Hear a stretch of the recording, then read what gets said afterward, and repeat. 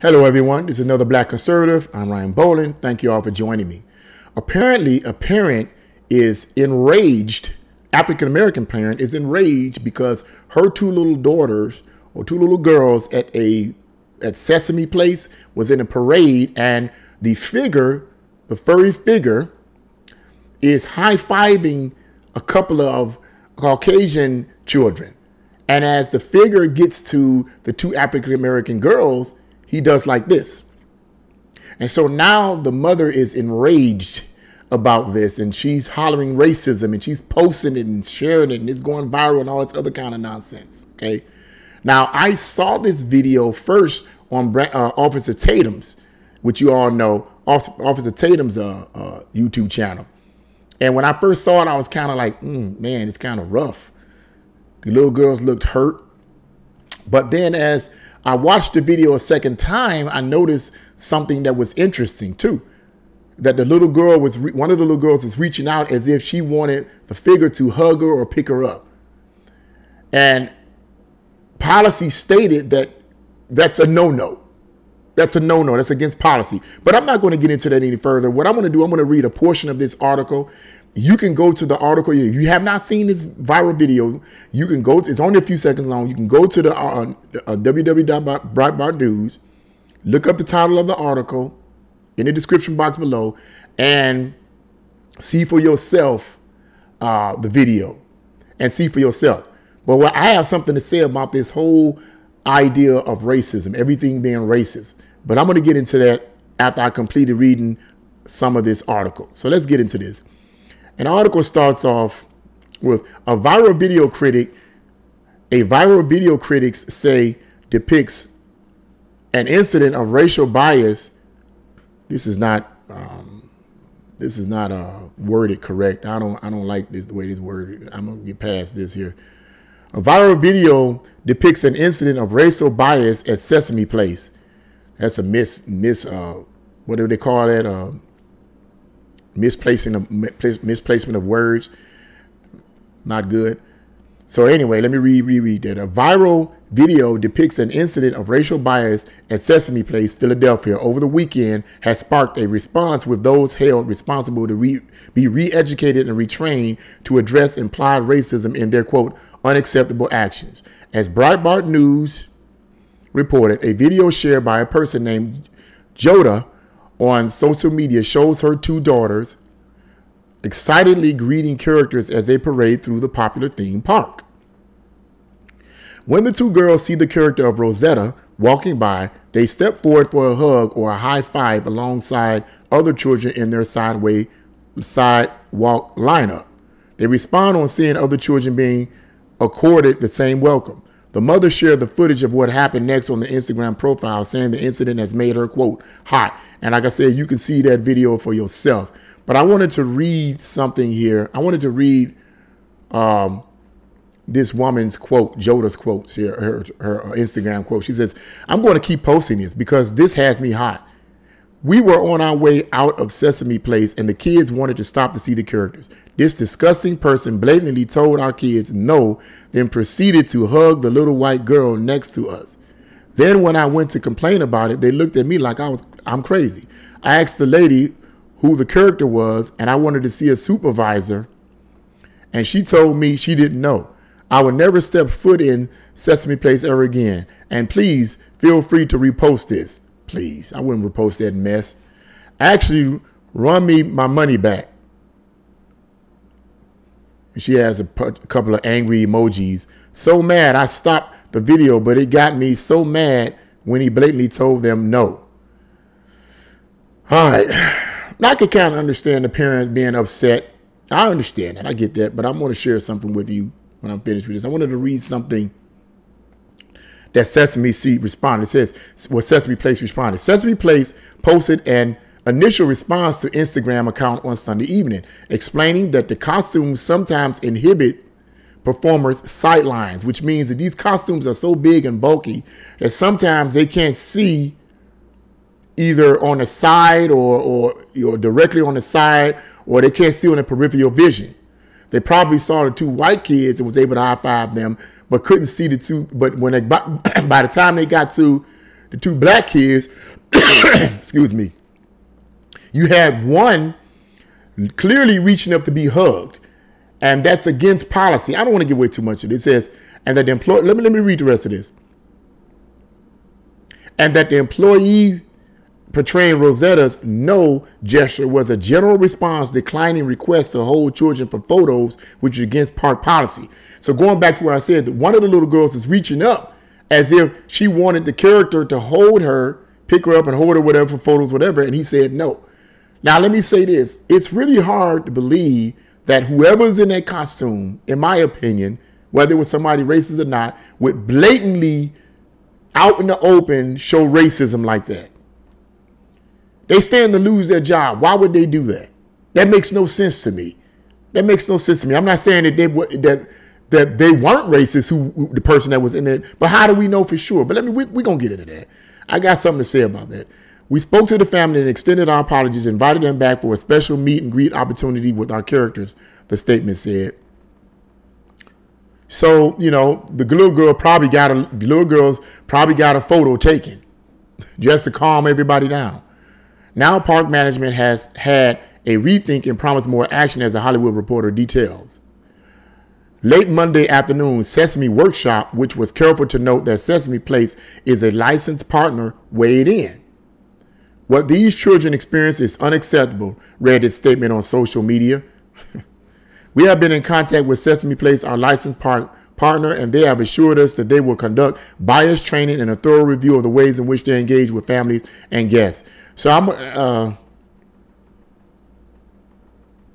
that's all I'm gonna read right there. Well, you know what? Let me read a couple of more things. This is what some of these celebrities say. Of course, celebrities gonna get in on it. The initial incident attracted comments from multiple Hollywood figures. Those gorgeous girls would never forget that feeling, Kelly Rowland wrote in a reply on Sesame Place Instagram account, while Andrew McDonald tweeted, quote, "This is absolutely disgusting." And then someone else, Nicole Brown, tweeted,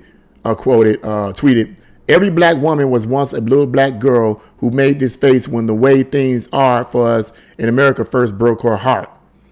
Because the little girls look sad and so forth, okay? But I'm going to end it right there. You can go over to that article yourself and actually watch the video, viral video as well, which is only like a few seconds. But here's what I wanted to say about it. It's sad, and I kind of talked about this a little bit in reference to what LeBron James said about the Boston Celtics fans and Boston Celtics people and Boston being racist and all of that. It sickens me personally when everything is made a racial issue. Now, if that was my child and I saw something like that, if I lacked knowledge about what their policies were, I probably would have felt bad too. I'm pretty sure I would have felt bad. Why did they do that?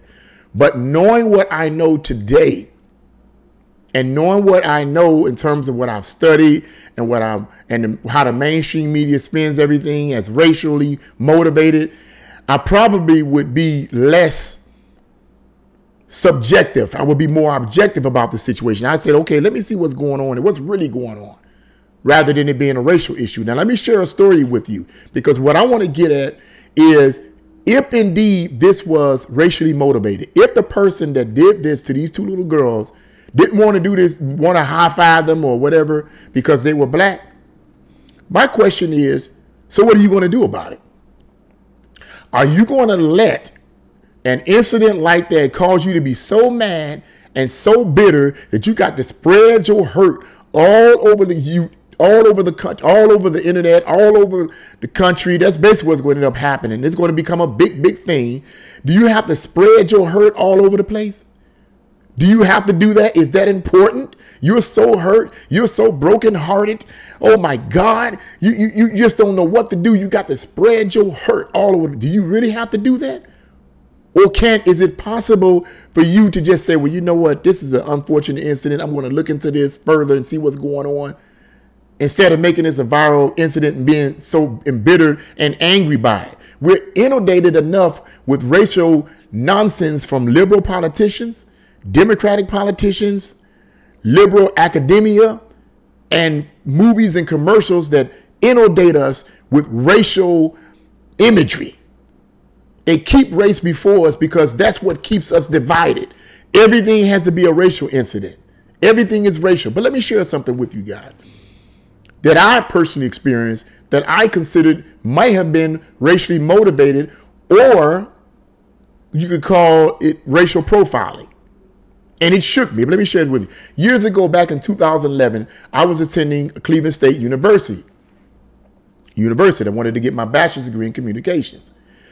And in one of my communication classes, this was late in the evening. So it was dark at night. It was dark. And I had, in one of my communication classes, I had befriended a Caucasian male filmmaker. Love the guy, man. I'm not going to say his name here. Love the guy. And that guy was awesome. I loved him. And we both were into movies. And as we were leaving the building, I was expressing to him how energetic and passionate I was about a particular movie that I can't remember what movie it was I was sharing with them. But I was very animated in the way I was expressing my adoration for this movie. I'm moving my hands around and, I'm just really expressing myself, you know.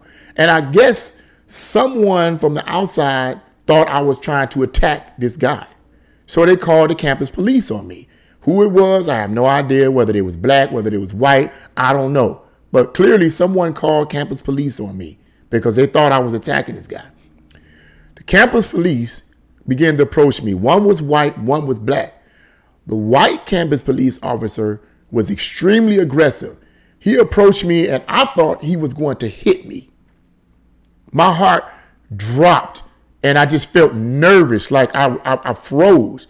And he walked up to me, he was right like in my face like this and said, and he didn't even say anything to the white guy. He's like, is there a problem here? He was looking at me, but he was like, is there a problem here? And I said, what do you mean, officer? I mean, I was terrified.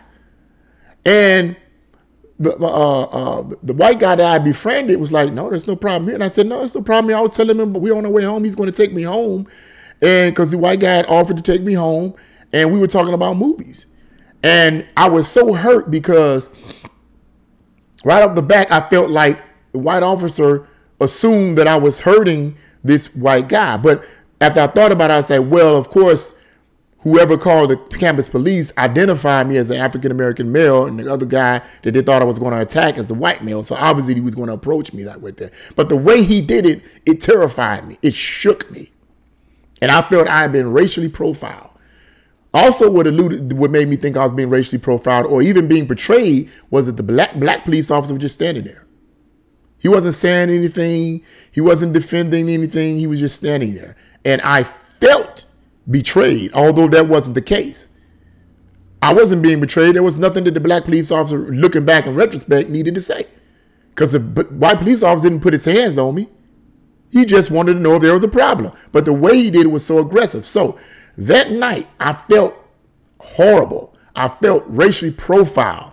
I said to myself, I'm not going back to Cleveland State. It's racist, it's woo, woo, woo, woo, woo. You know, falling into the racial epithet, you know, falling into the racial flavor of things. And I heard the voice of God speak to my mind, not an audible voice, speak to my mind and said, so you're going to allow this one incident of what you consider to be racist to destroy your education? You're going to allow that to destroy your education? And I said, oh, man, you're right. I went back to college, and even though I didn't graduate because of some financial situations, the point was I went back to college to pursue my education. And in other words, I didn't let that one incident destroy my life. And what's my point? Let's assume that this situation at Sesame Place was racially motivated. Let's assume that the individual in this disguise was racist and he didn't want to high-five the little girls because they were black. To that mother, you going to let that one incident make you so bitter and make you so mad that you got to spread your anger and hurt all over the world?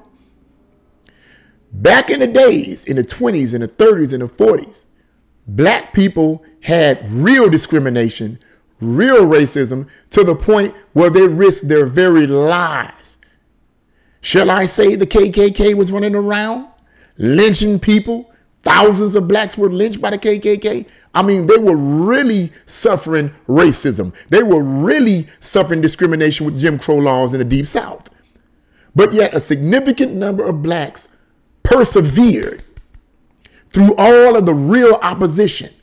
Today, black people have utterly no excuse to say I cannot be successful and I cannot overcome opposition, because we have way less opposition and way more freedoms and opportunities than we have ever had in American history. So there is no excuse for any black person in America today to walk around with a chip on their shoulder.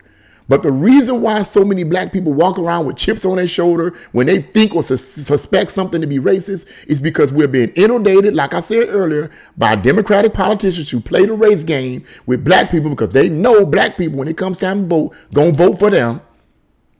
We're inundated with Marxist professors pushing critical race theory, and inundated with movies and commercials that show racial imagery.